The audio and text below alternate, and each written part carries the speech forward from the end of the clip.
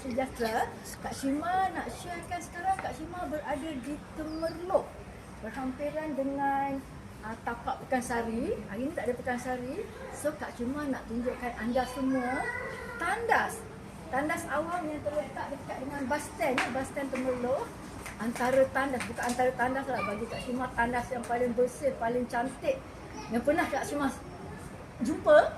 Tak tahulah, mungkin di anda ada yang lebih cantik, tapi mari Kak Shima nak tunjukkan tandas yang memang 5 star. Okey? Masa masuk tadi pun dah ada OKU friendly ya, dah ada ramp. Kemudian dengan gambar-gambar yang memang bright colours. Okey. So bila masuk, anda tak boleh bawa kasut masuk.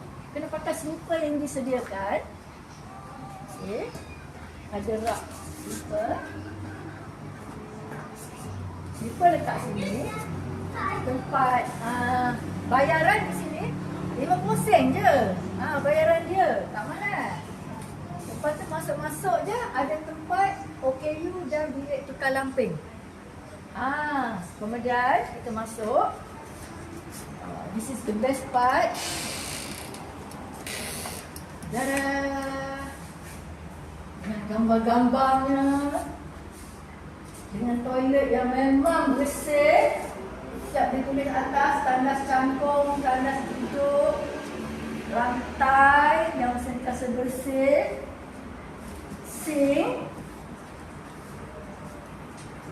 Dijaga betul-betul bersih. Sink untuk kanak-kanak.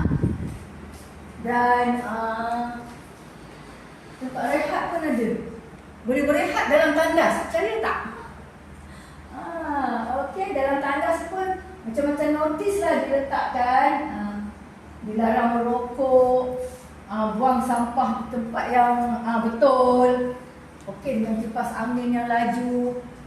Memang 5 star lah. Mungkin tempat anda ada, tapi tempat saya di Temerloh ni, inilah the best.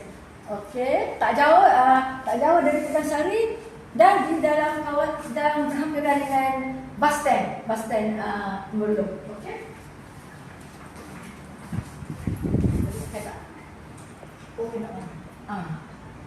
Tempat pengering tangan, tisu pun ada kalau nak guna tisu.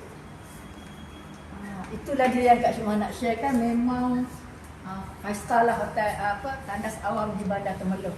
Okey, bye. Assalamualaikum.